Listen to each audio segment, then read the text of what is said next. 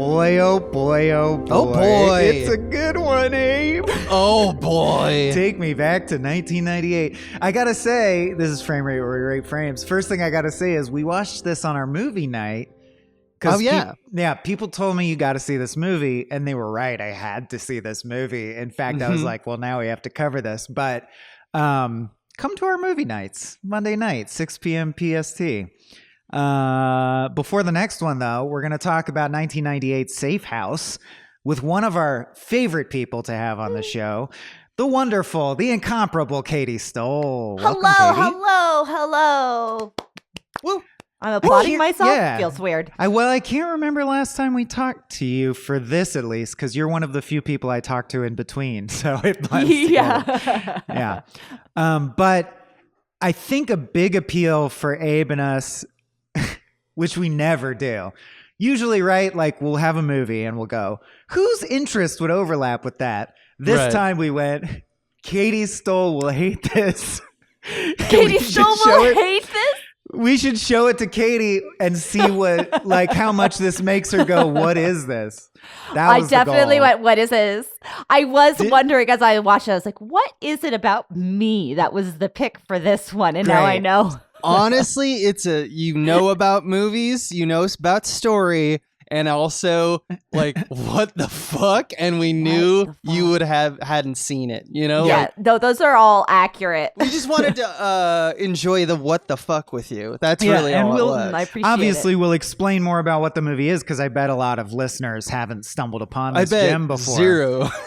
Unless they came to movie night. But yeah, Katy, can you just give us a little replay of your thoughts and feelings as you watched this Patrick Stewart vehicle. And take as much time as you want. Yeah, what is Safe House, Katy? How do I even describe what this movie is? I'm still not sure. Because it is billed as a thriller, correct?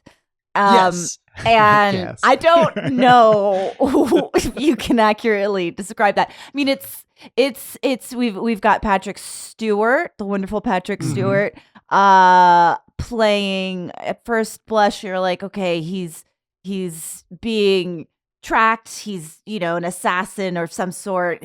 People are being assassinated, but he's also got Alzheimer's, and so you spend a significant most of the movie no idea if he is in fact delusional, or if he has or with Alzheimer's, or if he is a DIA assassin who's Which being their hunted. made up thing is the DIA. The DIA. It could easily be his cover. It's so confusing as you're watching it. You're like, is this a sad thing about the toll of Alzheimer's, or is he just a spy? Like, I don't know which is the truth. Yeah. Or is it both at the same time? The DIA is a thing. Oh, is it? It's just a Defense very Intelligence Agency? thing, Like, which is just funny on its own, right? It's just funny that, so because he's a spy, he wears disguises when he goes out. Yeah. So there's a scene in this serious thriller that they wrote to be exciting, where he's dressed as a Hasidic Jew with like fake curl hair and stuff. Yeah. And is like, it's not the CIA, goddammit. I'm in the DIA. Get it right. And That's right. I have to say that it's really hard to pinpoint the tone of this movie.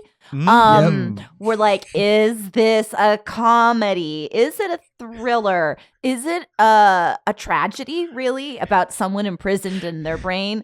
Or is it a romance? Because Is it a romance? Because they bring in this caretaker to try to handle this man. This guy's daughter is like, my dad's losing his mind and he has Alzheimer's, which he does have Alzheimer's, but he was apparently so undercover that nobody in his life ever knew that he was an assassin, doing these things. But they bring in this lovely young woman caretaker, and there are several scenes where you're like, the fuck? Are they about crazy sexual chemistry between them? Yeah. Off the church. They're having romantic dinners. They're dancing. He's dressing up in these elaborate costumes and it's like played for laughs. Yeah, they totally throw in like What if it was a movie where like the stuck-up curmudgeon recluse loosens up and falls in love, and you're like, it's not that though. You're doing two other movies already. Wild. And all of this is to say, I did enjoy the movie, but Oh, that's fantastic. It's very difficult to accurately describe it. And you know, I paused it halfway through, and I took a phone call, and my friend was like, "What are you doing?" I'm like, "I'm watching this movie." And I was describing it, and they were like, "So is he an assassin or does he have Alzheimer's?" And I was well over halfway into the movie. Yeah. And I'm Yes. like, Like, I don't honestly, know. couldn't tell you. Like, nothing's tell you, happened. Like, Yeah. there's all these, he runs all these elaborate drills in his house. Structurally, it just loops and loops. Like it never it escalates. No, it doesn't. It keeps happening right up until the last 10 minutes. So The last that's- 10 minutes, yeah. you finally have a resolution of sorts. And I would That's- love to have Abe speak on this because I know it's his favorite aspect of the movie. But Yes. spoilers, I do think, because I don't even like movies that are so bad they're good. There's only a couple that get me. Like The Room gets me because it's off the charts. This one is off the charts. So if you want to watch it now. But I got to say, you literally don't know if he really has Alzheimer's till the very last line of the movie, which is someone in 911 going, "And what's your name?" And he goes, "I don't know." I don't know. It's the last line. And then the You're movie like, goes, oh. and it was all real. So the answer is both. The answer is he was early stage Alzheimer's, but And he a wasn't. spy. He was paranoid, but he wasn't delusional yet. In Well, fact, this movie ends with a fucking Henry Kissinger quote. Even the Yeah. paranoid can have enemies. They were like, he's one of the worst guys in the world. What's right? Oh, yeah, very, very fascinating movie that I don't know if that would get made now. No, I think it's a terrible movie. I think it's a delight. Look, there's plenty to love. It is a His name terrible is movie. Mace. His name is Mace. He's slurping Twinkies. He's a sword guy. He has an inexplicable sidekick who only talks in quotes of old movies named Stewart. Yeah, it was so weird. Stewart is a bizarre character. What is You Stewart? see Patrick Stewart's hog in this movie. Like, there's so many things to love about Yeah. it. You mean I in the did. I shower was scene, you entertained. definitely see butt. Do you see the tip yeah. dangling down? Oh, Oh. I sped it down and I frame by framed it to make sure I saw the tip. I think I looked away. Does the carpet match the drapes? Like, is he fully bald down there? Yeah, Oh yeah, some It's got that manscaping. All right. shine. but he shaved it. He Yeah. went into he got a Brazilian. He went in and he said, "Make it so." Yeah. We can just name stuff for the movie. It's all ridiculous. But yeah, go ahead. I want to cue in a little bit people who haven't seen this and Yeah. why I think they And should I hear see Katy it if you're- gasping with delight, so I want her to say what she was going to say. I just want to say that for people who love movies, this is a fever dream of a movie because its structure is different from most stories about unreliable narrators. Because in the end, it's a binary thing mostly. Is he crazy or is he correct? Obviously, the end of the movie and other movies, so it's not unique, is that both is kind of true. But these stories thrive on dramatic sequences where it turns out to be a false positive, right? How many times have we seen a sequence where someone seems like they're going to kill someone and it turns out something much They less laugh sinister? and hug. Yeah, and stuff like that. So imagine all those scenes in the totality of cinema. Think of those movies.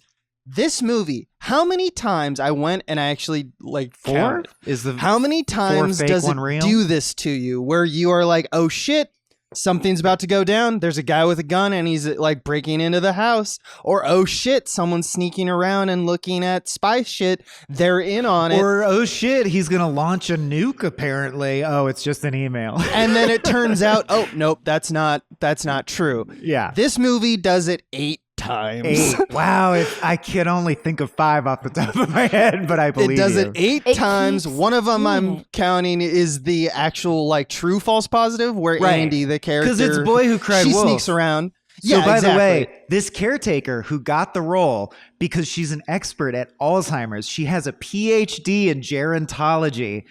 she's decided that the best thing for this spy with Alzheimer's is to get in on the bit and do a thing where she busts in with a mask on and a fake gun, At one going point, like, that is I got true. you. And you're like, Simultaneous to you're the an romance expert arc. in Alzheimer's. You know what this is going to do to him. Dancing with him. And that time they do shoot each other, and it turns out it's real. And it's the boy who cried wolf, because you're like, wait, it is real? Wait, no, this one's real? That for me, it made me question my reality. And by the end of it, it's like Lost or those 2000 mystery box shows, like the writing that goes out of its way to not explain things and just drag you around in the present question. And I think for most people, by the end of that journey, you just don't care anymore. You just want a goddamn answer so bad, any answer will do, because they've Stockholm syndromed you. Are we talking about the one that was a fake out or the one that was real? Both of them. There's 8 fake outs, including the last one, which is a dream sequence. Oh, the last the one? Dream. Yeah. Yeah, the last one is a dream where a postman right. The last fake one. murders her. But then the last one is in fact the real one, and that's is a real one. The assassin. Yeah, I'm not counting that as it's a fake out that goes wrong. It's still a fake out. Like they were still just doing a prank, meaning they have this whole through line. We have to go back to Stewart and talk about his impressions, by the way. But we have this whole through line where there's this guy who just coincidentally, but it's also funny, is named Michael Moore, which I have I have a lot of thoughts about that. Because my last time on the show, I was bowling for you were talking about bowling with also I considered briefly taking Jen's name when we marry, but then I would be Michael Moore, which I don't want. But anyway, there's this guy who's running for president who's evil, and his whole thing is he doesn't want him to become president. And it comes up at the end in the sense that in the background on the news, you hear that he got disgraced and he's not going to be president anymore. But that never comes up, meaning he never sends assassins. Like when looking back at the movie, Michael Moore made no moves at him. Like nothing ever happened to him. No one was after him. It was exclusively a prank war that he was in with his pool boy and his caretaker. No, wait a minute. The caretaker was an assassin. She was an assassin. Caretaker worked for the Pentagon. Oh, right. I'm sorry. No, that's fine. But That's so our audience. So little sense this is what the I movie forget. does. It makes this so is what the little movie sense. does. It gaslights you. That's right. Fresh. At the end, she goes, by the way, I was an assassin this whole time. This whole and time. She dies. Okay, and then she gets shot. I think that we should just clear something up for people. It is revealed over the course of this that this guy worked for this agency, and one by one, people on some list are getting assassinated. He's got this high-tech house. He's got all these security protocols, and he has set up a system where if he dies and he doesn't send some code that stops this thing from happening, he will blast out an email to the Washington Post, and he says, the Washington Post. The big one. But like revealing MSM, all baby. of this terrible information about the leading presidential candidate who has assassinated senators to get what he wants or something. So that is the thing. And he's like, the only reason I'm still alive is because they know that I've got something. I'm the last man standing. And so that is the through line. So at the end of it, when it turns out that this woman is in fact working for the Pentagon, like whatever, who is she working for? I'm not sure, but she did call the Pentagon She could have killed at some him point. at any time. At any time. She lived with him. But she's doing it now for some reason because she thinks she can now stop the code, whatever. She doesn't succeed in killing him. He kills her, but he does. That is the straw that breaks the camel's back. And he seems to be that the shock of the incident sends him into full-on dementia. Alzheimer's, and he forgets his he has name. a sudden and violent attack of Alzheimer's. There's twice in this movie where we like leave Patrick Stewart and he's like inconsolable, like he is like crying in the fetal position, doing like, really good acting. 1,000-yard because stare, it's Patrick Stewart, like because he himself doesn't know, and that is more than enough. Like dude, I can't stress. Something I caught this time that I didn't the first time is that little scene where he's trying to memorize numbers and you're like, oh, he's worried that he does have Alzheimer's. But then later you realize that exact string of numbers is just like his birthday plus the caretaker's birthday. Right. It's just he was just trying to remember like basic information. I also love that the dead man switch that he has to do in the nick of time every time is that it's just kanji. It's just a Japanese character. Correctly drawing a Japanese character. He is such a weeb. We haven't gotten to that. He's such a weeb. Can we talk about how he's a weeb? What does that mean? Someone who is heavily into Japanese culture to the point where you're like, all right, sir. I thought you were saying it's like a web like dweeb. sword guys who only buy katana blades. Yeah. Instead of total weeb. He wears a white terry cloth kimono robe like 85% of the movie. He's in this robe. And then there's a point where they're trying to take his weapons because they're like, Dad, you have Alzheimer's. You can't have all these guns. They find guns fucking everywhere, right? He has a billion guns. And then at the very end, he's like, I'm going to take this sword that's over the fireplace. And Patrick Stewart's like, I'll be damned if you will. And he grabs it out of his hand, does like a pirouette and places it against his neck, like places it against his jugular. It's highly awkward and very funny. Threatens his son-in-law with a katana for taking his and then he holds on to it like a little boy. Like I remember when I was a little boy, which I think this is all intentional because that's one of the bleak realities of Alzheimer's. But I was a little boy, I would like, oh, you're gonna take my stuff. Well, now I'm gonna like this thing is gonna just be a part of me now because like I can't have my stuff being taken. And he does that, and it's a fucking katana. It's delicious. It is so delicious. I love this movie. Speaking it's of the worst. The childlike aspect, the one like quote I did want to read is, come on, let's get you dressed and out of that robe. Then you can play, okay? Don't talk to me like a 5-year-old. This is not a game. This is life and death. I will get dressed when I see fit. Now go get me the mail. All right, here's the deal. You put on clothes and I'll get the mail. No clothes, no mail. No, this is the deal. I'll get my own mail. You go fuck yourself. Then he immediately calls Stewart his pool boy and goes, can you get the mail and bring it in? Yeah. And of course he does it because of course he does. Stu is the best. What Can we is talk the about deal, Stu please? for a bit? Yes, because this is okay. What is his deal for sure? But also, it just does your pool get cleaned every day, all day? It's like, or is he faking a pool boy? Like, was that also a disguise? I think he's faking a pool boy. I think he's in on it. He's just a friend who is just. Yeah, your delusion. He's like, you should act like a pool boy, like for 6 hours a day, just so that no one asks questions as to why you're here. Who can say? But the point is, Patrick Stewart has this friend who constantly, at his request, I believe Pink Panther does this as well. He's like, fake attack me with guns to test my security system.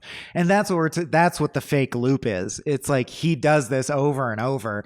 And every time Patrick Stewart's like, oh no, it's real this time. Oh, it's not. I will say one thing that and then Stewart, sorry, go ahead, Katie, go ahead. No. You finish up Stewart, and then I have this other thought. It's a pivot. Abe briefly mentioned it, but I want to like not drill down, but just make it clear. The actor playing Stewart has improv vibes so hard. And I don't even mean that he is improvising his lines because he's not. I mean like the kinds of jokes that like junior high or high school improv people like try to whip out. Like he pulls out like a, hey, it's looking at you, kid. Like, he acts like it's 1998. Jimmy Stewart. Oh, Midge. Definitely baby. Some of that. It was confusing. It made me go, "What year was this made?" Because that's I don't know. It was just it's a style of acting you don't see much now. I don't see it much. See? In fact, I think when he dies, he gets killed at the final moments. Yes. He's acting like Don Knotts, which is fucking hilarious. That's right. It's true. His last words on this earth are a Don Knotts impression in 1998. So curious as to what the inspiration was for that character. I just out of left field feeling. Yeah, who knows what I believe the director and writer is Eric Steven Stahl. He came from my alma mater, USC represent. Well, all I saw was other generic thrillers. Like that was his deal, right? Very generic career, including 2006's ICU.com, which Creepy. I haven't seen, but my guess is it's exactly like you think it is. Right. Yeah. But it's also a comedy film. That's another this thing. guy's The thing. guing does not know. Doesn't understand I'm where sorry jokes if you're go. listening, Eric. Yeah.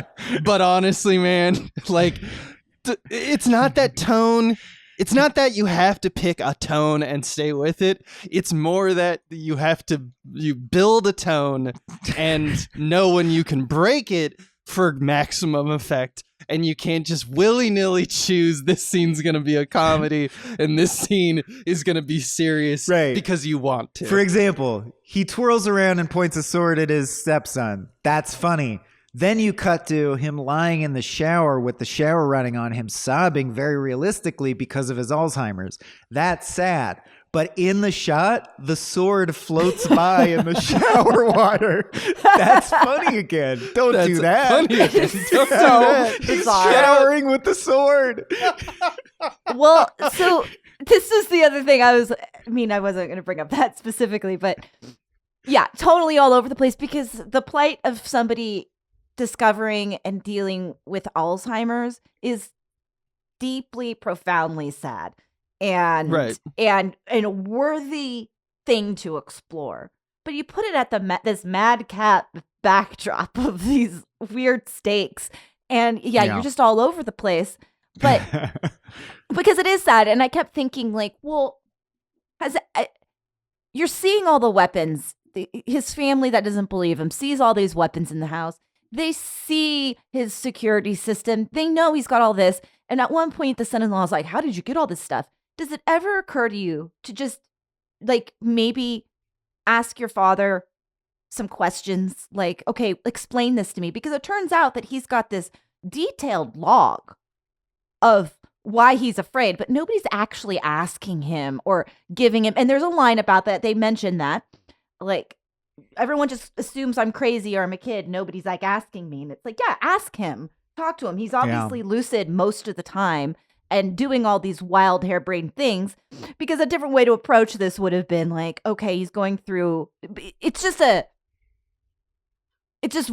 very flippant of this person's experience, I think. And there's a conversation that could be had, but this movie's all over the place that you're not really hammering home any point about Alzheimer's or anything. And I have to assume that Alzheimer's has affected this writer's life in some way. Otherwise, why would you want to write this movie? I don't know. I think it more comes from the fact that Patrick Stewart's character is like, I can't just tell anybody these secrets. I don't trust anyone except Stewart.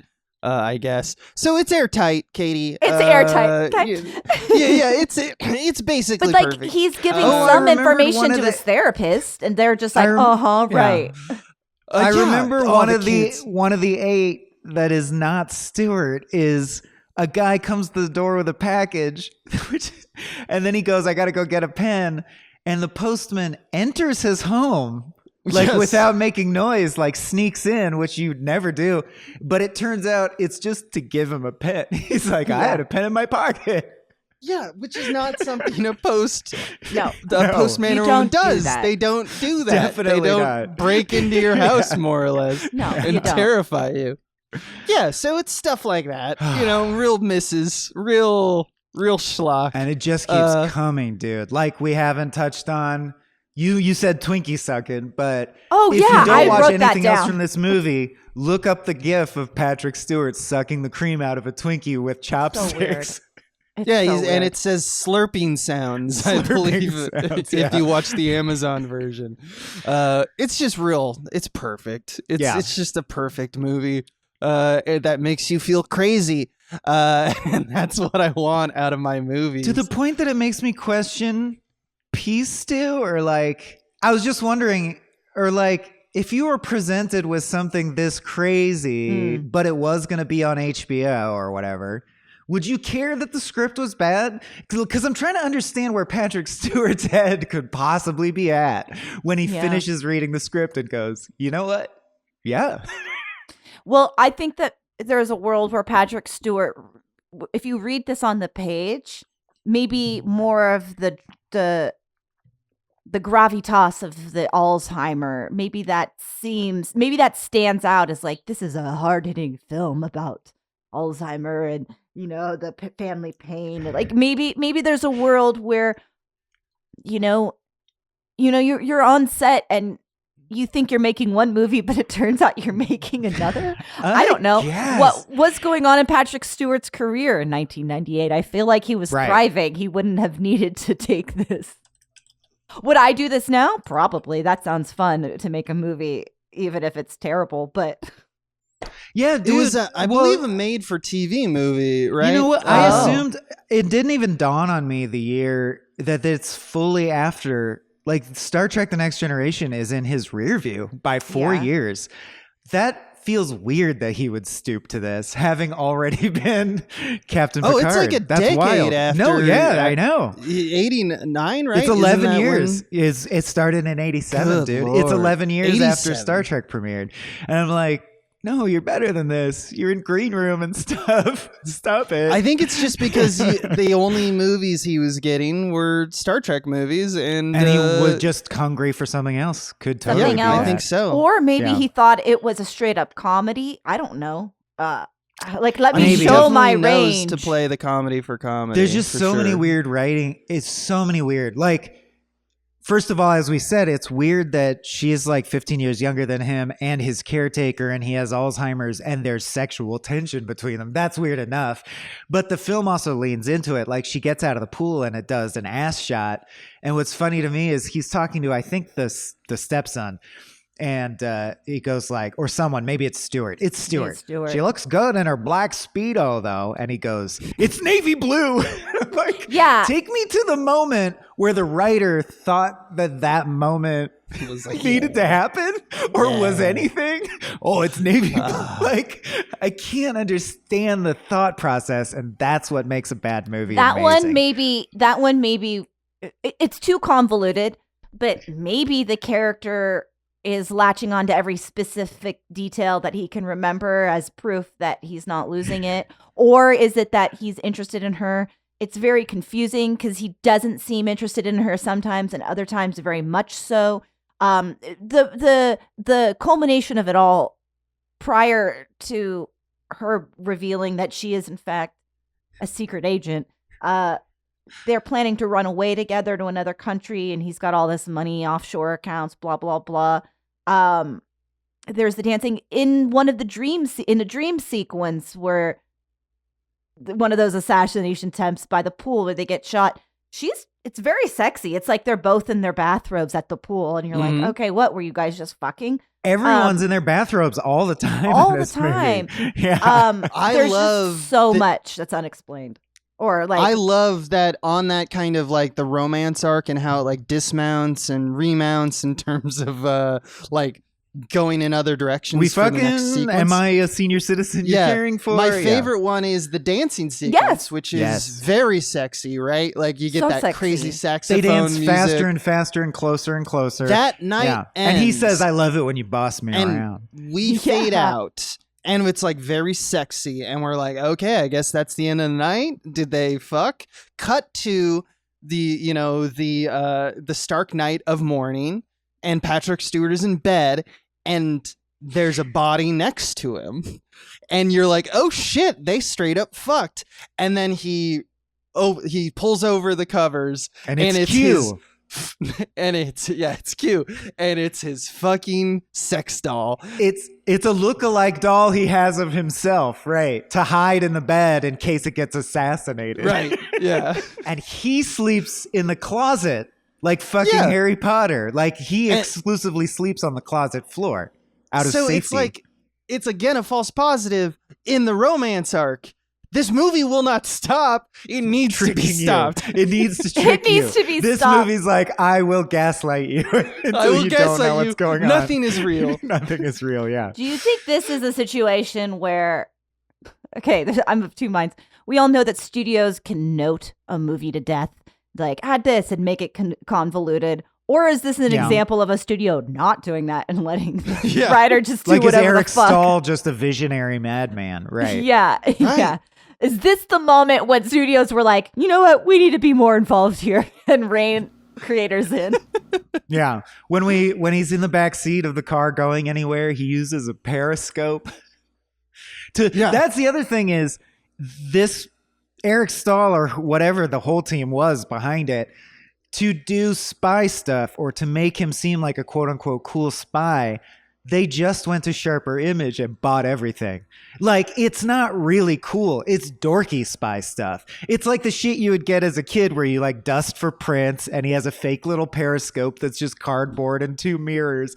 Like, he has shitty kid spy toys, which is part of why it's so confusing. You're like, this is not real, right? Like, he's looking up a website about Alzheimer's and it's an image with a voice saying stuff about Alzheimer's. Like, this is 1998. The internet exists. And when he loads up the website, a voice goes, up to 5% of Alzheimer's victims show symptoms before age. Like, it navigates to the information he was specifically looking for and reads it to him.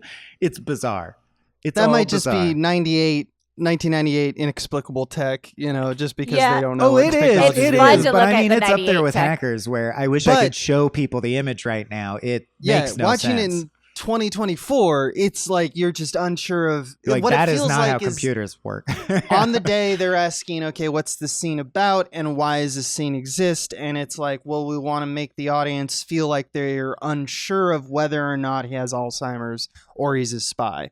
And that was their answer once, and then every time after And then that. every time. He Which is eavesdrops not with a a development. giant parabolic mic. Like, everything Yeah. seems so dumb. It must be fake. Is like It must be yeah. fake, right? Is what you're supposed to think. I think they want you to think that. Right.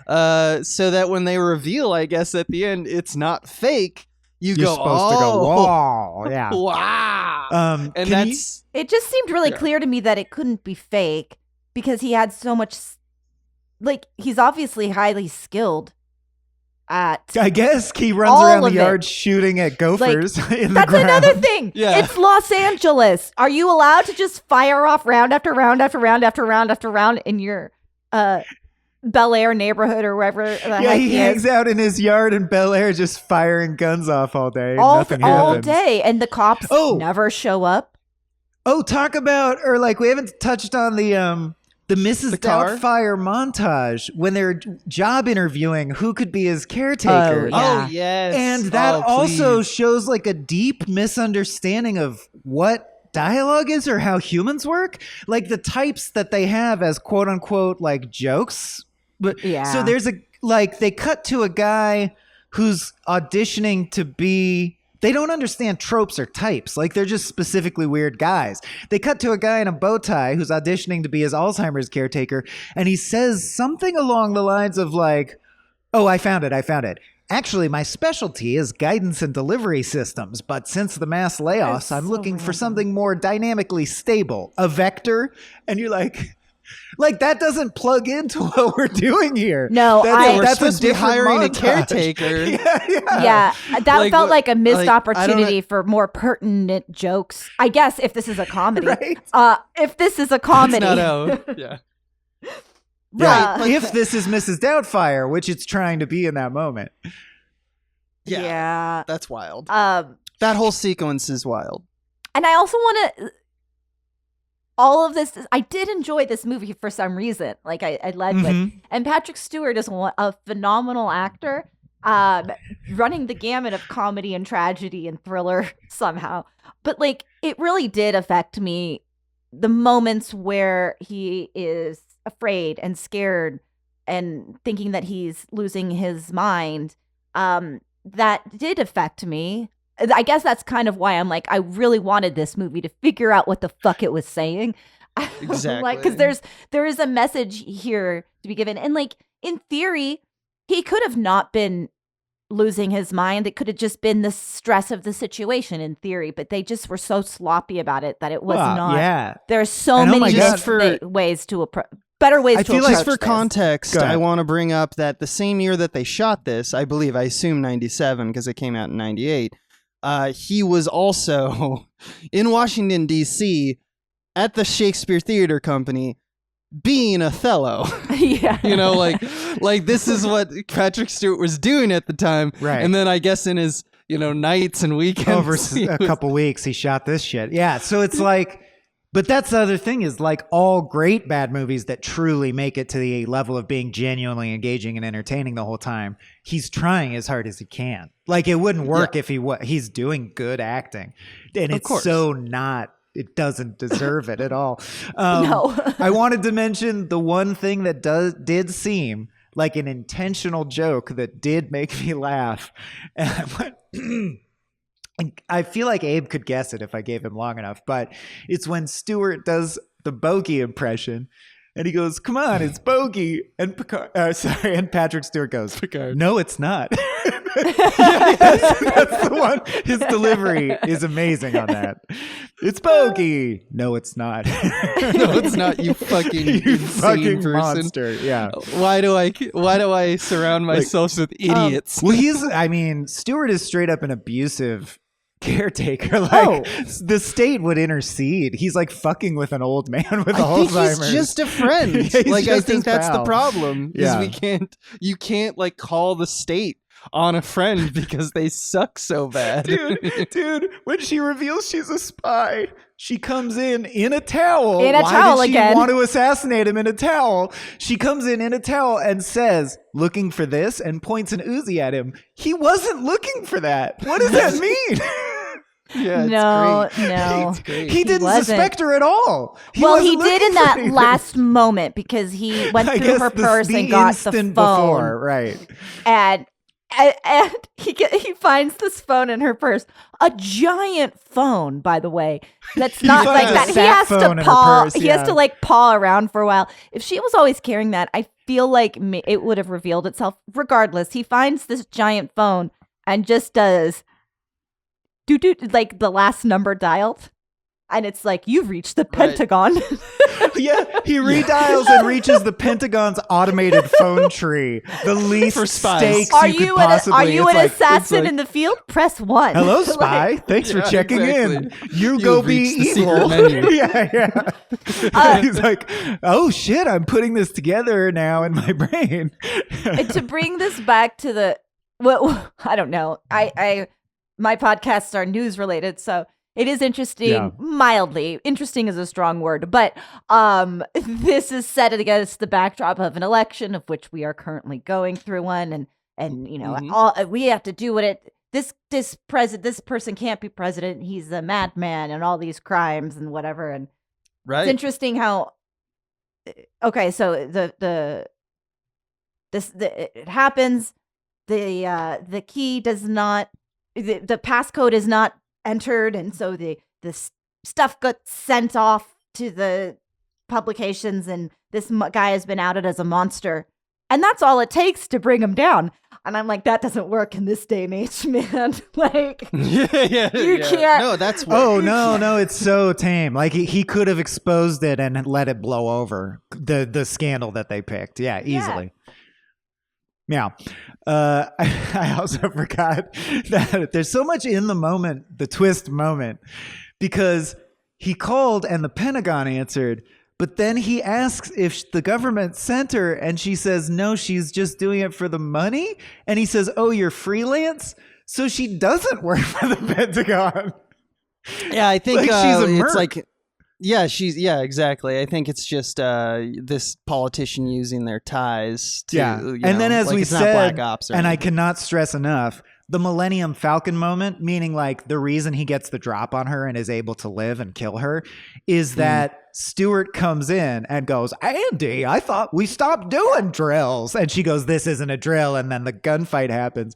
So it's like, I can't stress enough that the Don Knotts impression saves his life.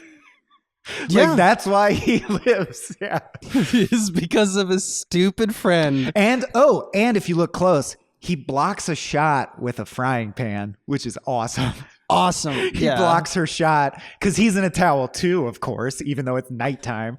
Because we gotta see a Wait, little is that bit of skin. this time? Or was that the time whatever, it doesn't matter. Now I'm Where getting they're them all brushing their confused. teeth It together. Remember when it cuts to them and they're side by side brushing their teeth at the same sink? Like you do. And you're like, so With your they caretaker. are fucking right? And They it's are like, fucking no. right. Nope, nope. It's just Okay. something you do with a caretaker. Okay. It's like It's just a thing maybe you that have. was a storyline that got edited down for time or something. Could be. I think Because- they probably did shoot a really hot sex scene and like- they cut it. Well, because obviously Or there's a kiss, this at weird least. tension, or maybe it's just that these two actors had really great chemistry on set, so they're like lean into it. But maybe that was okay. We now know she's an assassin or whatever, spy. Well, maybe that was her ploy. I don't know. I don't Yeah. know, which is not how you want to end a movie. yeah. Yeah. Yeah. In that scene is also the line, Mace, Mace, Mace, that rapier wit of yours is so cunning. Which just sounds like Power Rangers dialogue to me specifically. Yeah, no, it's great. yeah. I want to talk about at one point because everything is so insular that this turns into a play kind of because it's mostly just at the house. At the house, yeah. Like at one point, Patrick Stewart, like they go to the shrink like 4 times.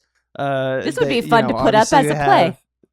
In Act 3, he investigates and follows her by putting a tracker under her car to find her home and realizes that she's like, clearly that's a safe house as well because like she's barely living in it and has like recording equipment in it. But at one point, in terms of the world's influence, like his influence on the world and things that like someone would come in and say, all right, this needs to stop. There's a very clear one that they just drop, which is about an hour and 10 minutes in. A car races towards him and he shoots at the car. And we're supposed to be confused if it's real.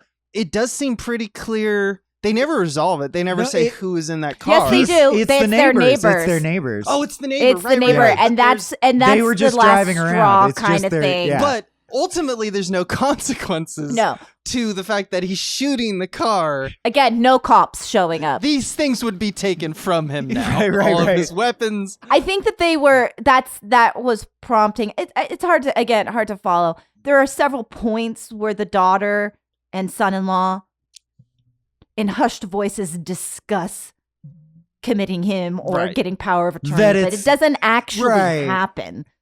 That's the part At that's least supposed enough. to be serious and dramatic, where they're like, okay, now I really want to settle into how tragic the pain of Alzheimer's. But the thing is, the writing is so low level there too. Like when they're taking his guns away, they find a gun in the bathroom and the son goes, oh, for Christ's sake, who in their right mind keeps guns in the bathroom? And the daughter tears up and looks at him and goes, yeah, Dad. Who in their right mind? And it plays it's the like, sad oh, shit. music. And you're like, oh man.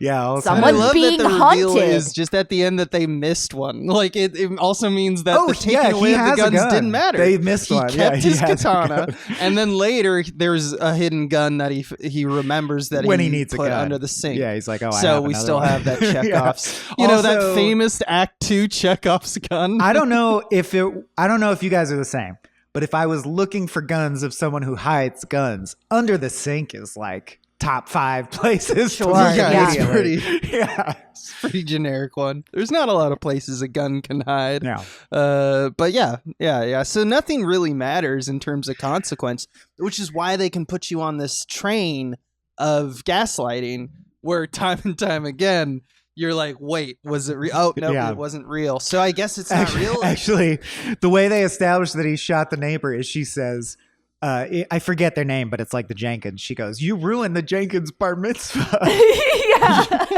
by shooting great- at their car. Which yeah, is I a bet you great did. joke. Yeah. That's like a Simpsons joke. It's fantastic, but they don't mean it. They don't mean it, and we know. You're right. We know 'cause they nothing don't happens. mean it. Then he spies at the neighbors through a sniper scope. And you're like, please don't headshot one of these neighbors. Please dude. don't kill. Yeah. Please don't Those kill a bar neighbors- mitzvah boy. Those neighbors must be horrified by him. Right. Yeah. I mean, shooting at him, The but most just forgiving neighbors. it's like, okay, yeah, he shot at the car, but again, every day doing drills in the backyard for hours, or shooting Or gophers. shooting at the ground. Yeah. Yeah. You fuckers are This killing is- my goddamn lilies. This is not that. This wouldn't fly in that neighborhood. Yeah. Any neighborhood anywhere, but it's Los Angeles. It wouldn't fly in Los Angeles, definitely. It might fly in the Maybe middle on of the nowhere. 4th of Yeah. July, you could get away Maybe with on the it. 4th of July. Yeah, right now in Yeah. LA, it does feel like a war zone because Yeah. there's fireworks going off everywhere all the time at all hours. Yeah. Yeah, maybe on your house, your farm in Alabama, or I don't know, and you've got plenty of acreage. Or where I live now, maybe it would go in the Yeah, mountains. you could do it. Yeah, you should start. I should start. Yeah. You should do You should like a start. Shakespeare in the Park, but all you do is Safe House, and you play Well, Patrick. I do think, Yes. as you said, this is like a play. I'm like, you could do an adaptation of this and do like a stage show. Oh, easily. Dude, can I tell you? It's like 3 locations. One of the stupidest things I've ever been a part of in my life was my friends and I wrote it, did a 1-act version of The Usual Suspects at our high school for a talent show. Because I was so into Michael, the we twist. should I thought do it was that. the best writing ever. That's what I'm talking I was about. verbal, That's of my course. Man, we didn't swing, meet baby. till college, but we would have been buds in high school. Yeah, for sure. Yeah, all a bunch of theater kids just not knowing what life's gonna throw at us. Yes. He wands Hell her yes. bra to see if there's metal inside it. Yeah, sure. That's why. I think That's I've right. spent, but yeah. One of the times that they do a drill, Stewart is dressed as an old-timey casino dealer, like with the green visor and the garters around his upper arms, and they don't address it. Wait, I don't remember that one somehow. Yeah. It's Exactly. you don't even register it because it's in a It's sea not of nonsense. acknowledged. Yeah. Yeah. I mean, yeah, It's there's it's so many. It's when to they're keep playing track of. poker. He's also in a Oh. gaucho costume in that scene, like a cowboy disguise. So weird. I also love that there's just random bits where it's just, I mean, screenwriters do this all the time. I mean, like some of the weirdest ones have been in the biggest stages, like Michael Bay doing the Romeo and Juliet card insert in his Transformer movie. Yeah, the age of consent But this law. movie has a good one, which is that for some reason, I assume Eric Steven Stahl. It could have been. There's 2 other writers involved, but I assume that, like, since they didn't also direct, they weren't necessarily like, I don't know. Like we assume he was little the things final like word. this, the Obviously, we director don't know. Yeah, throwaway things like this. The director could just easily do it. But there's a small arc with as soon as Andy is hired as caretaker, the first thing that she does to kind of put their relationship on ice and make them like kind of a, you know, like, I don't like you, I don't like you, so that the romance can, you know, take off after that, is that she tries to convert him to a macrobiotic diet. And that pisses him off much. The first step of which is she throws out a giant unopened can of beluga caviar that's got to be worth like $400. Yes, like just all in immediately, not even checking if it's gonna work for him. And it's just like one of those things that it just really feels like behind the scenes, like someone really pushed a macrobiotic diet onto one of the writers As a and joke, they he's like, hated it those are so so much. macrobiotic diets are so stupid. This yeah. might God damn be because I was taken aback. I was like, huh, we were talking about macrobiotics back then. And they walk in with a bag she walks in with groceries from Erewhon, which is a famously douchey health food store in Los Angeles. At that time, maybe it was less douchey and just pure health food. If you ever see anybody talk about, let's say, Hailey Bieber's $40 smoothie, that's an Erewhon smoothie. Right. But the macrobiotic thing, I think that was when it became 98, 97. like that was when I believe Madonna was one of the Like it was first big in the people news and talking stuff? about Yeah. macrobiotics as a thing that everyone was like, what? But it was not a thing that people were just doing, you know. Yeah. Right. I think But- that's why it's But in I the think sweet spot Madonna for a was, and they writer were to like, dunk oh on yeah, it. Madonna's been talking about macrobiotics. Yeah. We're Right, and supposed to it's- make her seem bossy or fussy. Yeah. Yeah, fussy and useless. Like that's the other thing, is that like it's very important to the beginning setup that everyone you have this question of Patrick Stewart might be right on everything, and he's the only sane person in the world. That's what these movies typically do with at the front of a character who we're questioning later. Wait, maybe all of this isn't real. Is Right. You have to, with authority, state they have a world in which their domain they can control, and they actually kick ass at it.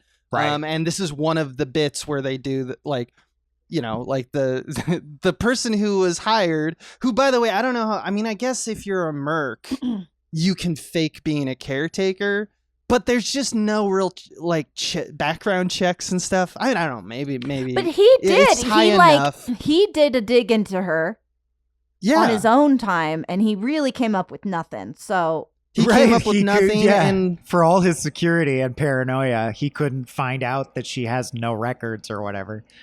I guess right, and that kind of pisses him off. I guess, well, you know, he the wants it to be Pentagon true. had to have a heavy hand, right? But he's supposed to be this really savvy, I don't know.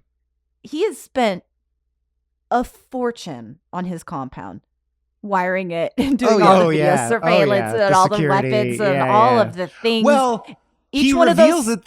He reveals at the 11th hour that he has $1 million in a Cayman Island account. Yeah, and then 2 million more elsewhere, but he's got to have spent at least $1 million or $2 million. Yeah. That house itself, and that house, like he's made. I was sitting there thinking, okay, 98, maybe he bought it in the early 90s. What are we talking about? Yeah, sure. It all worked out for the boomers, yeah. I mean, boy, he got in at a good point. If he really is a legendary spy, right? But it's amazing to me. Actually, I don't know that a spy becomes a millionaire, but no, especially one deep undercover where he's misled his family. I doubt rewards you that well. Yeah, but anyway, this is when right before she turns, he asks her to flee the country and is like, "It'll be okay because I have $1 million in a Cayman Island account." And before she turns, she goes, "Okay, go pack and we'll do it." And he comes out still in his robe. He expected to flee the country in his robe. That's just so weird to me. It's just very strange. It's very surreal. It's dream logic, I think at like that you said. point, because he knows that she's not telling the truth, I don't think he thinks it's going to happen. He's faking. Well, I guess, because airtight. He's good at faking. He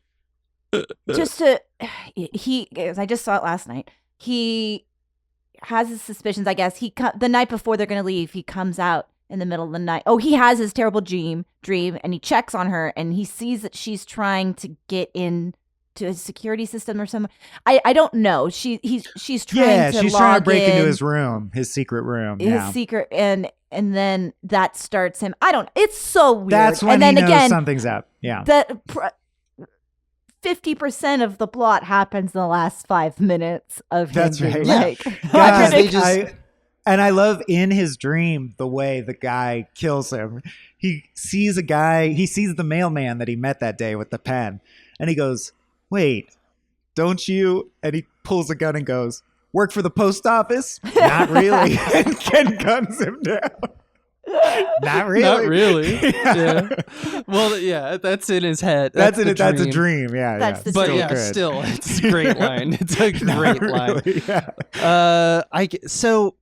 So for me, again, going back to this mystery box aspect, because you just mentioned that all of the relevant information happens in the last 5 minutes. Once we've reached the 20-minute setup at the beginning, right? Then 21 minutes to an hour and 40 is literally can be one beat and it's fine. It should be a short film. Oh really. Yeah, just so many. I know we've talked about all of the different fake outs, but and it's a fun thing that happens way too much. It just was way too much of it. It's way too much. You could have cut an hour of false and still gotten the idea.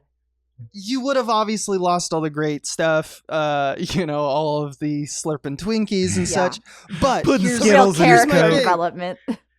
It's it really does make you feel Stockholm Syndrome. And I want to tell anyone who hasn't seen this film who we've totally ruined that feeling for, and I'm sorry, but I'd rather get people to know about this. Yeah. In real life, otherwise, so let's that they be honest, show you were never going to see it, right? You were never going to watch this. So you can show your friends and see that it's. I've never had as much joy than that movie night where I was just like, Michael, What do you think's gonna happen next? Michael? And he's like, I don't know. Well, or I would Because predict something, and he's like, no, the same thing that just happened is going to happen again. That's all that ever happens. And it really does Stockholm syndrome you. Like the one feeling that or the thing I want to get out is just the idea that and I want to ask you guys, like after you watch this movie, I felt nothing. Yeah. I felt it's this weird like mix of like I felt nothing and I just kind of turned it off and I was like, all right, it's time to do something else, I guess. Mm-hmm. Very sad. But I thought about the movie for like 3 days. Yeah. Where I was like, how is that made? And was that really a scene or a dream accurate sequence? Because again, so many missed opportunities. I could have felt something. If there were some well, I guess major tweaks, but you've got the idea of somebody that is under whose life is under attack, who is also struggling with Alzheimer, is a fascinating world to live in to me. Because the stress of it can trigger the Alzheimer. It can, and that is a fascinating thing. This was just so poorly done. And to have been so powerful and skilled your whole life and then to feel helpless. And like Alzheimer's, like it's so primal to the human experience, remembering things and forgetting things, right? Like one day we'll all forget everything and then be forgotten. Like Alzheimer's is so poignant and can go so many different ways that are deeply meaningful. Mm-hmm. Exactly. And especially in a conversation about maybe masculinity or power, where this is obviously somebody who's super sharp, incredibly fit, who, I guess if you are to believe his life experiences, which by the end of the movie, you do believe that he was the secret. He really was a spy, but I guess. Yeah. You are at the top of your game. And so that is an interesting conversation about like, who am I? What am I deep down inside? But none of that is touched. Not at all. There's also the romance arc where it's like, here's a man who has isolated himself his entire life, and he finally meets someone who like gets him and is willing to tolerate his quirks. And that would change for a person like that. That's an interesting story too. We've seen that all of the stories we're laying out. We've seen these stories done by better movies. It's just like, pick one, man. just pick one. Pick a thing to do. But we can also admire for what it is. Absolutely. And if somebody's listening to this and hasn't seen it and we've totally ruined it, I would posit maybe we haven't, because we're all over the map when we're talking about it. Just give yourself a couple months and then dive in. Put that on your list. Yeah, dive in. You now know what the trick of the movie is, and in terms of like why the main that Stockholm syndrome crazy, feeling is not going to be as deep for you.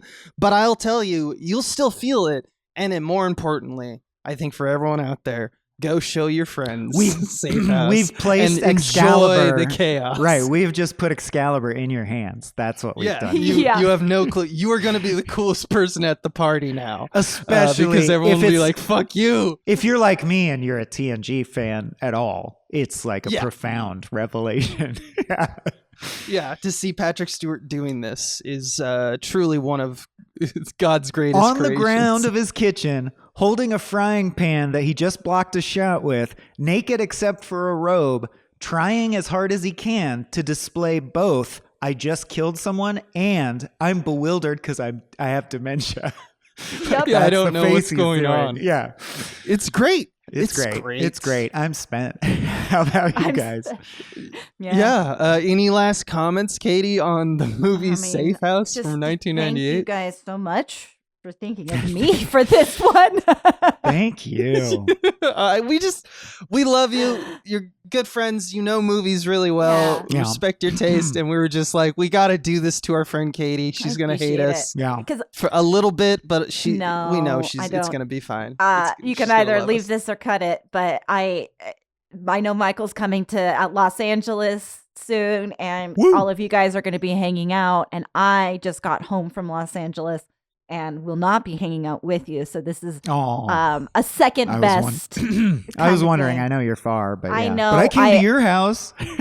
I know, and come back anytime. Abe too. Yeah. I'm thinking I'll rent the house next door and get a bunch of people up next time at once. That could be fun, Yeah. right? We should do a party of some kind, Right? like a Clue party or something. You know? We'll keep talking about Dress this up off fancy. of the podcast, but for me, I was like, you know what? when you email, I was like, well, I'm not going to be in town to see them, but I can do this. I can do this. Yeah, I can watch Safe House and talk to my friends about how stupid a movie is and enjoy that movies exist. Hey, the movies are back. They're we back, love baby. movies. Uh-oh. You're going to get sued, dude. That we can't say that. We can't They own say that. They own that.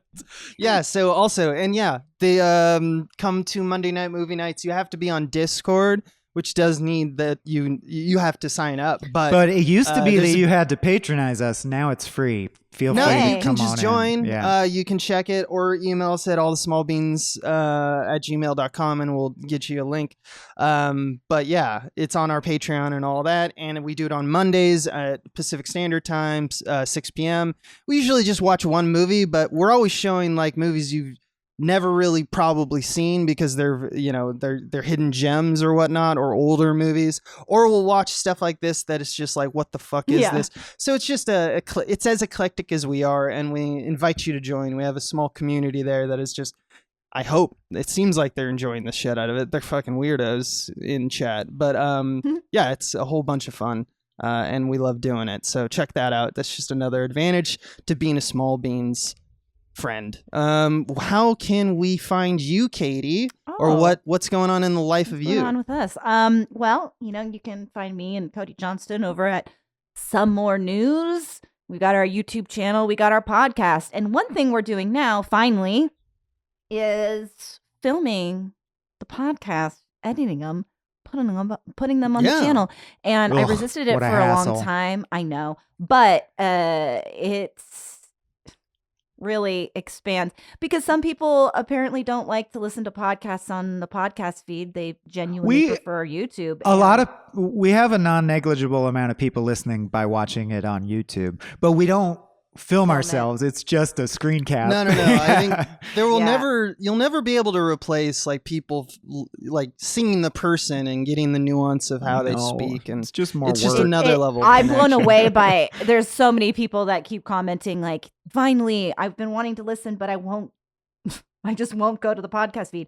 And it does feel a little bit like a different show. And I will say that for Cody and I, especially since we've been doing this for so many years now, we are like, we've always have the camera on when we're recording from home, but there's something about knowing that we're going to edit it and put it up where it's like, I don't know, it feels more like a show to us. So we're having fun with it. It's like, oh, right. Mm-hmm. Anyway, but we're only 2 episodes into it. And we'll see. It's definitely a lot more work to edit and post, but we're having fun with that. So you can check us out there. And we are experimenting with a new show called Way Less News, where there is some news because you can't avoid it. But it's more like an opportunity for us to chat with as pals and talk about other things going on. So yeah, that's what we're up to.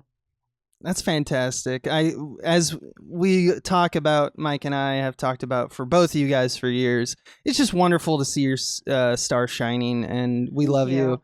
And we encourage, if by some weird happenstance, if you listener haven't heard of Some More News on YouTube and all the podcast things, but have heard of Small Beans, highly encourage you to go chase that down. They talk politics, definitely are left leaning, but that is the good thing, the good part of it, and it's one of the funniest shows on YouTube for that type of thing. I think, Thank you so much. Really funny. Oh, also written, and the head writer is Dave Bell, who is familiar on Small Beans. Yeah, Mike's for doing some stuff for us too. And I was gonna say, unfortunately, I'm also writing for it now, though, so you might want to check out the archive first. I mean, Mike, yeah, Well, we've got lots of room for more of you over at us too. You can kind of say that's me so saying beautiful. that, but I want to talk to you about that too. We're always it makes me emotional how much that we're still together. You know what I mean? Like everyone's grown distant, but we're all just like, here's some jobs. So many of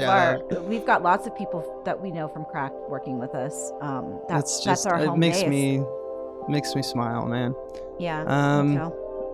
Well, I think on that note, which is very positive and beautiful note coming out of this podcast, The Safe House. Mike, do you have anything to say quick before I turn this off? No. Another banger from Michael Swain, put on the spot by his friend who's an asshole. Horn.